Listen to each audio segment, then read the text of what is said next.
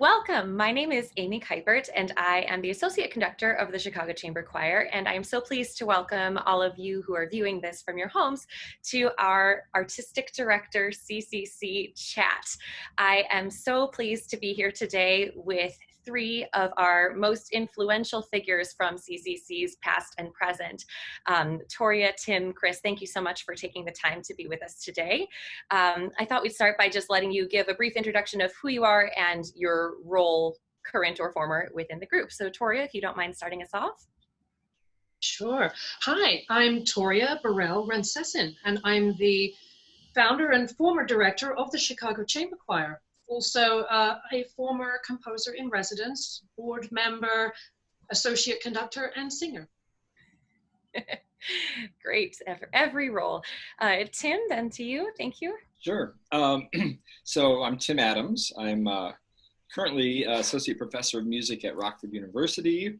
And I overlap that with my tenure with Chicago Chamber Choir for many years. I was a singer under Toria for a year, actually I think for just a semester, before she stepped down and offered the conductorship of the choir to me. And this was in, that was 1999, the last semester of 1999, and I took over the choir in 2000, and was the artistic director for about 15 years. And I think in 2014 was the year that I shared with you, Amy. That's right. And finished at the end of that 2014-2015 season. Great, thank you. And Chris? I'm Chris Windle. I'm the current artistic director. This is the end of my third season with the ensemble. I also work at the Church of the Atonement in Chicago, and I work at DePaul University as an adjunct faculty member, and with Constellation Men's Ensemble as a consultant in artistically. Yeah, you've seen me. You've seen the back of my head at concerts. I don't turn around and talk very much. Well, I have to say, I often will say that the reason I gave up Chicago Chamber Choir is because I watched a video and the only thing I could look at is the bald spot on the back of my head. Okay, we're done. This is it. Oh my goodness. Well, I've had the privilege of working in some form with all three of you, and I just am so pleased to be able to have this conversation with all of you today in the same room of sorts, and thank you for taking the time. I wanted to start off by asking kind of a broad question, but what is it that you love about the Chicago Chamber Choir? What do you love about CCC? I just have a short answer, because some of my other answers might be longer, but this one, I just love most the dedication and enthusiastic spirit of the people and the leaders of this group. Well said. I think we would probably overlap a lot of this. I would say what inspired me for so many years was just kind of what Toria said, the passion of the singers and the enthusiasm, the really hard work that singers put in. And then just for me, I mean, the opportunity to create, first of all, at the beginning of that, at a time that I was working a corporate job, and you know, being able to combine the theater part of my personality with the music part of my personality, and create for so many years. So those couple of things. Yeah, I mean, I'd have to agree with both of you that the people are what makes CCC so extraordinary, and that it's this extraordinary dedication of the singers and all of the staff and collaborative artists that we work with, and how unique it is to our organization that we make such a high caliber of music with all volunteers, and how important that is to the arts and to the choral community, and the community of CCC is just so dedicated to that and to each other. Absolutely. Oh, it makes me miss singing with everyone in person so much right now. Toria, I'm going to bounce back to you. I'm curious to know what your experience was in kind of taking the reins in the early phases of CCC. What was it like to get the group off and running in your time with the group? Yes, well, it was, to be honest, a little nerve-wracking at first. We had this amazing group of singers who had formed a community, a family. But after 2 years, it now needed new leadership, so to keep the group going. And as a founding member, I felt passionately about what we had. And so I stepped up to take the reins. It was important to me to provide a solid foundation so that it had a chance to last. But taking the reins was kind of like putting a saddle and bridle on a wild horse and riding it for the first time in order to steer it forward. It was a little scary, but because I had many years of experience as a singer and a chorister, but not as much experience at the time as a conductor. But I knew enough, so I dove into the role and I did a lot of hard work and research and pretty much learned how to conduct and lead a choir on the fly. It was tough because I had to juggle various roles at once. I had to be the artistic director, the business manager, the publicity manager, the secretary, the fundraiser, and the primary source of funding for the group.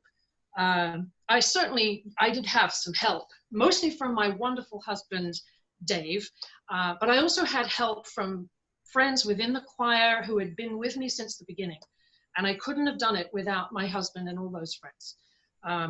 But as well as focusing on making music, I made a point of setting up a board of directors, establishing the not-for-profit status, and creating a vision for our organization so that we would have a future. And at the time, it sometimes felt a little overwhelming, but it was my passion and I believed in it, and the rewards of making choral music with this family, this community, and setting it up for the future made it all worth it. That's so lovely. And then you passed it on to Timm. And Timm, what was your experience? What was your vision for how to take CCC to the next direction? Where were you hoping to lead it, and how did that work for you as you came into the lead? Sure. Well, Toria was a great mentor, and she was brand new to choral conducting, and I was too. I had never conducted a choir when I stepped into CCC. So we both had a similar experience in like learning while getting our feet wet. I have this beautiful bound book that actually Toria created for me when I resigned, when I stepped down from CCC. And I was just looking through it this week knowing we were going to do this. And in the first couple of pages, she included a conductor's handbook for me with a couple pages of just what she learned, and that really led me for a while. I mean, of course, I had done choirs and had done them, you know, lots of music directing and you know, professional singing and that sort of thing. But conducting a choir was new to me. So there was this passionate group of singers when I stepped into it, good singers, really good singers as well, Toria, coming from across the pond, so to speak, her repertoire was perhaps a little bit more European based. And it was important for me, if I was going to do this, that at the time, that this was a choir that, I knew I wasn't going to compete with, His Majesty's Clarks or the professional choirs that were in the city at the time, and that I wanted to really make it something that was me, that had a real audience feel good element to it. And so we did lots of American music, certainly some European stuff as well, but lots of spirituals, lots of good arrangements of folk songs. So it wasn't super highbrow at the beginning of that, because that was my comfort level. And then always kind of a theatrical element to the group as well. I said a lot in those early days that, you know, somebody comes to a choir concert, not only to hear good music, but to see a performance. You know, if you just want to listen to good choir music, you can stay home and listen to it on your devices. I don't think I said devices back then, because we didn't know what those were, but, on a CD. So the visual element was really important to me as well. And then just to have fun doing it. I mean, like I said, I was working in the corporate world, and I needed something that inspired me. And boy, those singers sure did. So it was just really, really fun to watch the group grow, and with my passion for it, to see the singers respond to that. And we, you know, the group just really continued to get bigger, continued to get better voices, more competitive. I remember the first few years that I had to turn singers away that had auditioned. And now you do that all the time, Chris, right? Oh. You can edit that part. We've had 80 auditions last year. Wow, that's awesome. And they were selected from a pool of 120. Wow. So you do pre-screening now? Mm-hmm. Yeah, that's great. That's awesome. Which it wasn't something I did. So that's great. I mean, just to see the whole group grow, I mean, even to now it's just great. I love it. Well, that propels us beautifully then into passing the baton to Chris. As the current director, what is your vision for the group, and where are you trying to lead the Chicago Chamber Choir in your work with us currently? Yeah, I mean, it's so interesting to hear Timm and Toria talk, because I didn't work with either of them before coming in. So the information that I had coming in was, I think, Amy, you and I had a beer, and my audition and my interview. And as I think I've already said, the thing that really just drew me into the organization were the people. And so that was the thing, beyond anything else, that I felt really strongly that we needed to just make sure we fostered and stewarded and made sure was continually part of the group. But when I stepped in, I also recognized just how stinking good the choir is. And like, it's really good. And one of the things that I immediately thought was, we can perform music at the same level as the professional choirs in town. We can. And so we should. So my passions as a musician, and I came in when I was finishing my doctorate at Northwestern as a scholar, I guess, in choral music, are connecting the past and the present. So, and this is actually so interesting, as I was listening to Timm and Toria talk too, that my programs, what I try and do with the organization is bring that European and that American side together, and to have the old talk to the new. And that's really my vision going forward, and being a choir in an organization that is committed to the city of Chicago, not only the community of singers, which is so important, but also to the community of Chicago. We've now for 2 years done concerts specifically dedicated to social justice music, and have donated 100% of the proceeds to community nonprofits, Care for Real in Edgewater and Night Ministry in Ravenswood. And especially in the current climate, and everything that's happening right now, that's going to continue to be a huge part of our mission going forward, and supporting our city that we love. I love that. That's great, Chris. It's a really special thing. And it's so interesting because all three of you have already said the word community so many times within the course of this conversation. And I just want to highlight that the Chicago Chamber Choir's mission and vision has always centered around community. And, you know, on one hand, there's the community of the singers and the music kind of within that we create. And then there's that external, our role in the community of with our audiences and with the city of Chicago and all of that. And I was hoping that perhaps you could speak to what is the significance of the role of community as you see it in the Chicago Chamber Choir, internal, external, however you take that, but where does community fit in your view of the Chicago Chamber Choir? Yes, well, the community of the Chicago Chamber Choir is very special. And I mean, what makes it so special is, I know it is because I have sung with various other choirs, some professional choirs, some volunteer choirs throughout my entire lifetime.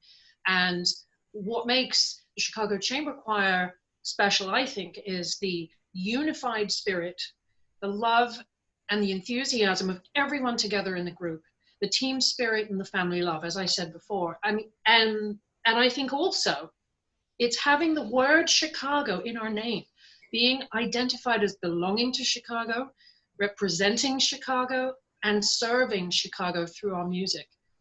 In fact, our role has always been to serve the community, as you rightly said, right from the beginning. And the way we do that has always been to uplift, to inspire, to teach, to communicate thoughts and ideas and feelings that go beyond words. And even in some cases to heal people, in the people of Chicago, through the power of singing. I wrote an article several years ago about I called it the joy and art of singing, and I researched the physical, emotional, and spiritual benefits of singing, both as singers ourselves and as audience members receiving a performance. And also, as well as this, the role of the Chicago Chamber Choir has always been to spread our music as far and wide across Chicago as we can, to reach wider and wider audiences, and especially to include people who might not otherwise have access to, or knowledge of, or resources to come and watch a typical classical or choral concert. For example, I've personally, with Timm, have sung in the homeless shelter, and we've done outreach to schools. We've given many free public concerts and such. So yeah, it continues and has always been. Timm, I don't know if you wanted to pick up there. We mentioned some. Yeah, I think that there's always been a civic engagement component to the group, and the number of audiences that wouldn't, like Toria said, wouldn't be able to come to a concert necessarily, where we would take the music to them. I think that was really inspiring throughout the tenure of this group. And I love, Chris, to hear what you guys continue to do as well. So I think that just, calling ourselves a community choir, where the singers, used to say this also at concerts, that, we are an amateur group, amateur, coming from the root word amor, that we are doing it for love, not for pay. And I think that has been a highlight of the group and what has held that community together, not only just the singers and the staff, but our volunteers and especially our audience. For many years we sang at the eve of Thanksgiving at Good News Partners, which is a homeless shelter up on the north side of Chicago.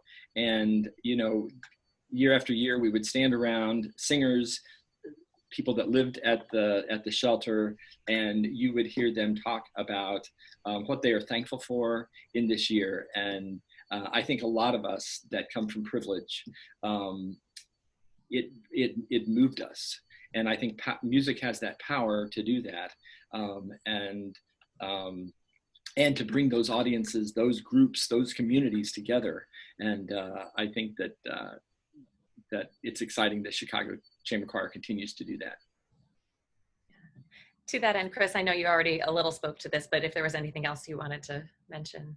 I was thinking, particularly to the amateur choir, community choir thing that Timm was talking about. It was my second year, we decided to do strategic planning for the organization. And as part of that, we sort of retooled the mission statement a little bit. And one of the things that I felt really passionately about making sure we kept in the mission statement was something to that effect. And we chose the word avocational rather than amateur with intention, because there's just been interesting professionalization of choral singing in the United States and around the world over the course of the last 50 years, sort of starting with Robert Shaw.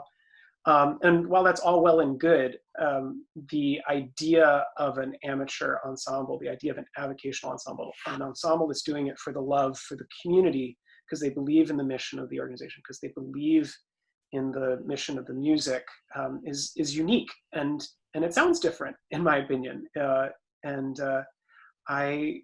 I'm really grateful for the organization for continuing to invest in that aspect of its mission. And yeah, that's really, really my biggest thing. And then bringing in the rest of Chicago in. I know when I started, we did more Northside-based concerts for the first couple of years. But one of my goals is to get out of the north side of Chicago and to start really being a choir for the whole of Chicago. That presents lots of planning and logistical and repertoire challenges that I think that we're ready to take on, and I'm excited to take on. Absolutely. Chris, you kind of alluded to the power of the volunteer-based choir. The amateur can have sometimes negative connotations in our society, but what do you think, and this is open to any of you, what do you think is the power specifically behind having a choir that is made up of volunteer-based singers as opposed to those who would be paid for their time? The one word that just stuck out to me, and it's already really been said, but was enthusiasm. Because if you're not being paid to belong to a choir, your motives for doing so have to be because you want to belong to that choir. So no one commits just because they're receiving a paycheck, but everyone in the choir wants to be there passionately. Everyone commits wholeheartedly out of enthusiasm and dedication to the music, the art, the group, and the cause, as Chris has already said. Because also the rewards of being in the choir are all the rewards that money cannot buy. Love, team spirit, sublime music making, inspiration, and as I said before, the physical, emotional, and spiritual fulfillment of singing. Absolutely. Sure. I remember in about my third or fourth year with the group, we went down a path where we thought, okay, this group is getting really good. We have a pretty good audience now. Do we want to move towards a professional group where we are paying singers, even if it's a nominal amount? Do we want to call ourselves a professional group? And we had that conversation for maybe the better part of a year. And the members themselves, who were set to maybe be paid for what they were doing, said, no, that is really not who we are. This group will change. The dynamic of this group will change if you are paying the singers to do it. And I was thrilled with that. And I love that it has continued to this day. Yeah, I mean, I work with all sorts of singers in all sorts of capacities, and as Toria said, no one ever does this work for just the paycheck, right? No one gets paid enough. But there is, when somebody has finished working, right? They've gone to work at 8 or 9 in the morning. They've gotten off work. I know some of our singers come directly from work. Maybe they stop and get a quick bite to eat. Some of them are eating just directly before rehearsal because that's the time they have. For them to be there, for them to commit to making music at such a high level out of their, precious, truly precious free time with, their friends, family, loved ones, to the Chicago Chamber Choir, to the mission of the Chicago Chamber Choir, to the music that we all make together, is really just extraordinary. And I am always in awe of them. I want to echo off that, I mean, I think one of the hardest parts of that position was balancing the singer commitment. You know, we want to have this stellar product, but we are not paying singers for their time. And so there was always that balance of, well, how many rehearsals do you have to miss? And I think after a number of years, we got to a pretty good point with that. But that was always a real challenge of, and you know, every singer had a little bit different investment in the group, you know, and where it fit into their lives. Singers that, you know, did work 40 or 60 hours a week and wanted to continue, and others that were, you know, perhaps stay-at-home parents, or and that you know, that was their main thing of the week, perhaps. So balancing that was a real challenge, and continuing to push the group, not only with the, you know, commitment while you're at rehearsal, but away from rehearsal as well, learning music and that sort of thing. So, Absolutely. Absolutely. Well, cycling back to some retrospective perspective here, I was wondering if you would be willing to share a favorite, either just a singular piece of music that really stands out in your mind from your time leading the Chicago Chamber Choir, or perhaps a program concept that just really, when you look back at your time at the Chicago Chamber Choir, or your time so far, Chris, what stands out as something really noteworthy and special that you got to lead through the group? For me, it has to be my first concert as the conductor of the Chicago Chamber Choir, which was in the Notre Dame de Chicago Church on Flournoy in the near West Side area of Chicago in July 1999. And it was a hot night, and we were sweltering in this church, and they had their fans on, but the AC wasn't very strong. And we were recording it live for our first CD, and the fans were so noisy. But the theme of this concert was love, life, and light. And I made the posters myself, and I chose program that reflected those three words, love, life, and light. And it was my big conducting debut, and it was just very exciting and exhilarating. And I was so proud of all my singers. They worked so hard and performed so well together under my baton. It was the culmination of all this hard work, and I felt so in awe of them doing this together, looking to me for direction, and that I could steer this to give our first debut, well, my first debut as the conductor, and it was just exhilarating. That's really it's hard, it's tough to choose, you know, but that, I have to say, that's probably up there with my most favorite memory. Lovely. Tim, you've had the longest duration of time of any of us with the Chicago Chamber Choir. So what comes to mind for you? Tim, you're on mute still. it gives you that little warning once you start talking. Yeah, I have so many. And I think my memories are more of the programs than perhaps specific songs. But some of my favorite programs of the years, one that stands out is a program we did all about passing to the other side called Sing Me to Heaven. And we actually sang that at a hospice unit. Yeah, and we had a doctor in the group at the time that connected that with us. That was a really emotional, powerful concert. I had lost my dad the year before, so that was a really powerful concert. One of my favorite concerts was, we did 2 Halloween concerts where we were in full makeup and costume, and I think seeing the audience response to that, you know, you think of choirs at Christmas time, and everybody wants to go see a choir at Christmas time, and those were really special moments too. We did carols by candlelight for a lot of years, but the Bewitched, Music for the Dead of Night.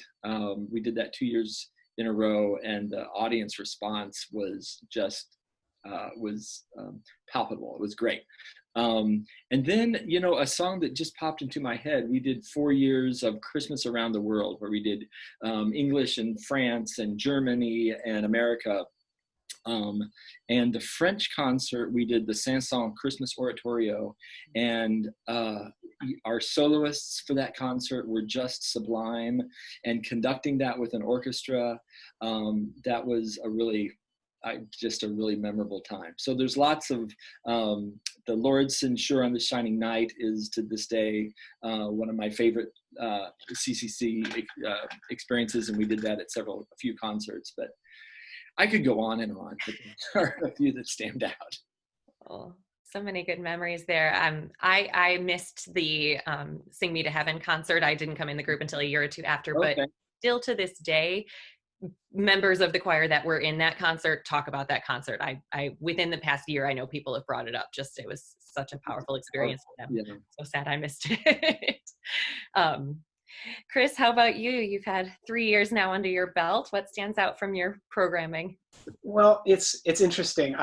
I'm gonna save my like biggest for last, like the one that like stands out, that jumped out the minute you asked that question. But the piece that's followed me around somehow has been this Unclouded Day by Kirchner, which is just such a fantastic arrangement. He's a really fabulous arranger, and we're actually premiering it at the end of our virtual fundraiser that everybody is watching right now. But that piece I've done a number of times now with the choir. It's one of the few that I've repeated, and the choir sings it beautifully, and it's just fun. The fall concert this year, the fall 2019 concert, was just amazing. Just the choir sang so beautifully. The Kyle Smith Where Flames a Word is an extraordinary piece of music with this extraordinarily dense poetry. And somehow we all figured it out together, and the choir just sounded just top notch on it. Another plug, it's on our CD that was just released, which you can find at our website, www.chicagochamberchoir.org. And, but I will say my very favorite program in the 3 years was the one we did just before everything got locked down. And that was, we did David Lang's Little Match Girl Passion, which for those that don't know is only 35 minutes long. So it's barely concert length. So we did just that piece. And that piece we did in support of Care for Real in the neighborhood of Edgewater. And if you don't know it, it's just truly heartbreaking. We came out, and I will never forget the end of it. The audience didn't know what to do. They were just so struck by it. I mean, we stood there for maybe 30 seconds, no applause, no nothing, just no little pieces of candy being unwrapped, no nothing.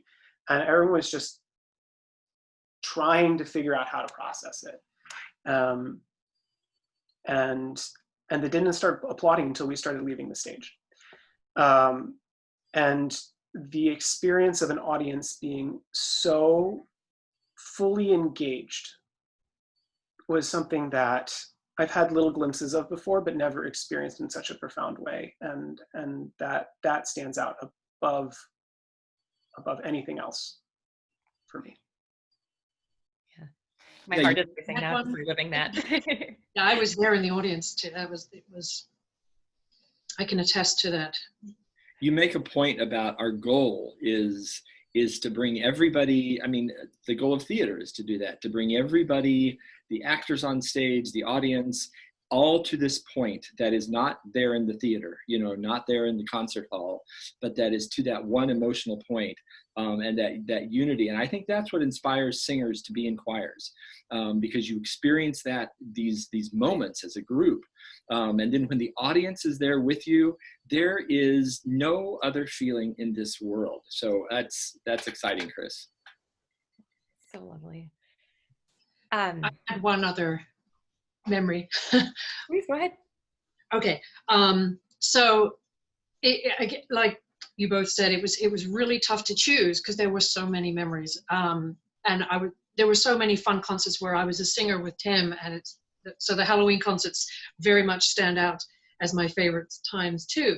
But I wanted to just say that my other most favorite memory for me was when I organized the collaboration between the Chicago Chamber Choir and the Pro Musica Youth Chorus. And as a result, got to sing with my own daughter on stage.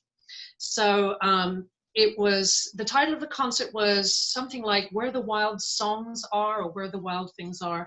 And the theme was animals. And we invited the Pro Musica Youth Chorus to collaborate with us for that concert.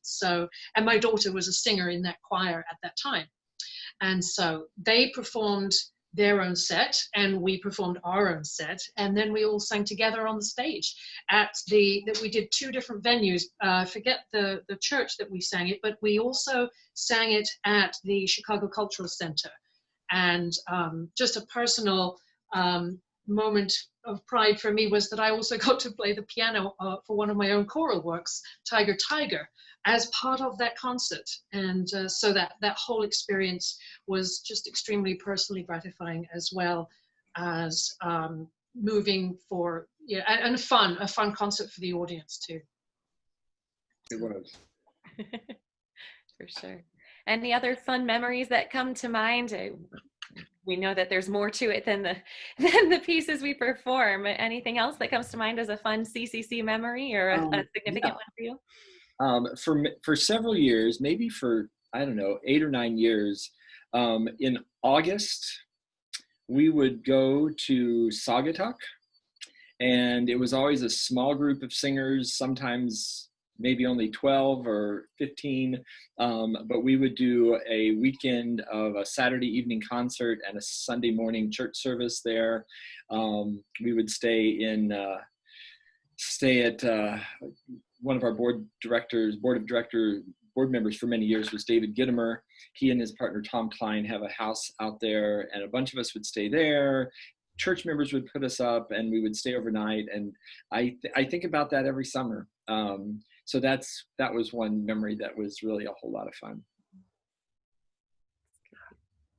We've been doing retreats. We've been doing retreats in September since I started, and team building exercises led by one of our singers, which were really a lot of fun. But I remember this year everybody every section did a skit, and watching everybody's personalities come out, and most of them chose to sort of roast some element of the choir, which was just wonderful. And just to see everybody's personality like really shine.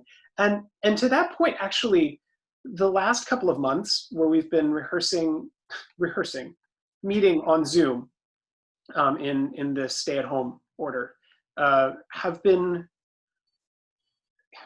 favorite is maybe not the right word, because I think everybody would much rather be singing together, but the ability to get to know everybody on a more significant and deeper personal level has really been something that will stick with me for a long time. I've been grateful to the choir for being willing to do that and to continue with the organization and to be vulnerable. Absolutely. Sure. It's been a really formative time for us as a group, I think, to experience that together and to keep coming together, even though our musical goals have adjusted in this time. It's been pretty special. So just as we're starting to wrap it up, and I really do appreciate the time that you all have spent with us today in conversation, I just wanted to call into question what kinds of things should our audiences know, should our friends know, should our community know about supporting CCC as we continue to move forward? The world is in a lot of chaos right now in a lot of various ways. And so what do you think it's important for our community to know about supporting CCC into our future? Music can heal and soothe and uplift and unify. Music is a language based on order and harmony that we can all hear, feel, and understand at once. It can transcend all barriers of race, color, creed, age, and background. And singing, especially as a musical art form. Unlike instrumental music, singing marries music and words together to create powerful messages of inspiration and hope.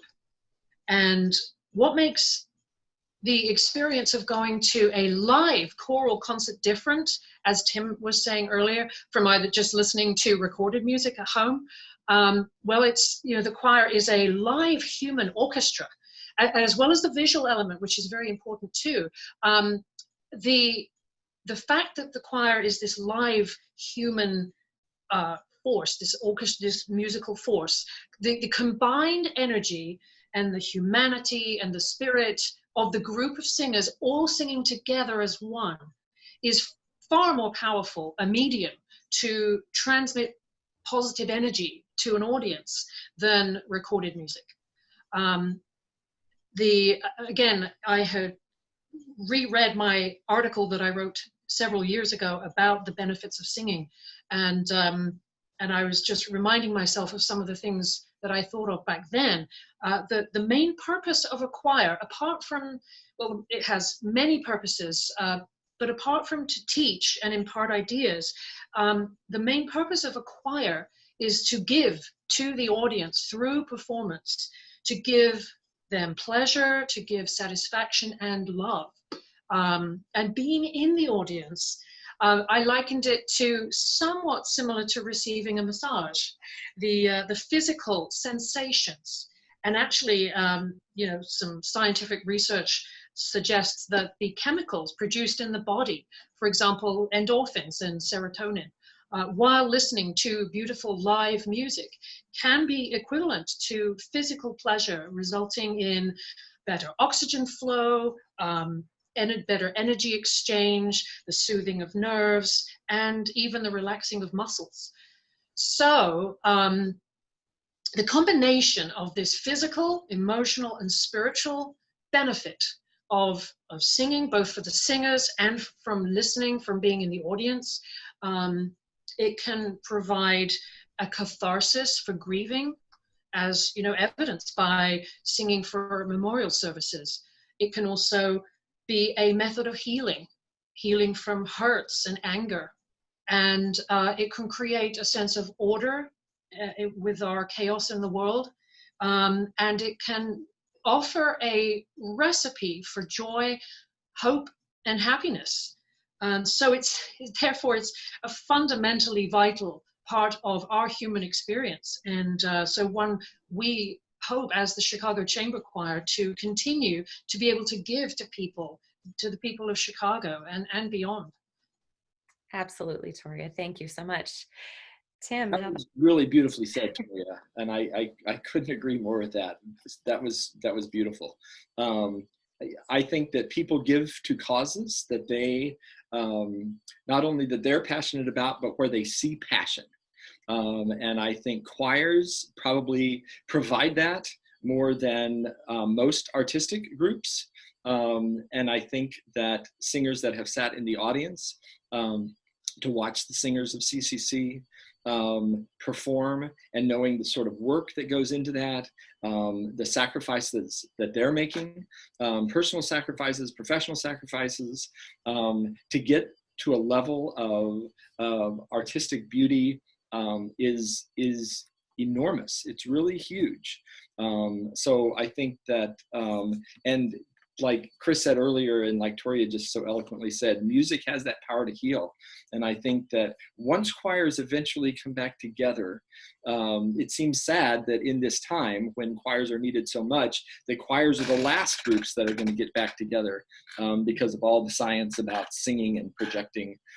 But I think that they're needed. I think Chicago Chamber Choir is needed right now in the city, artistically, from a perspective of healing. So I think that's a really important reason to give.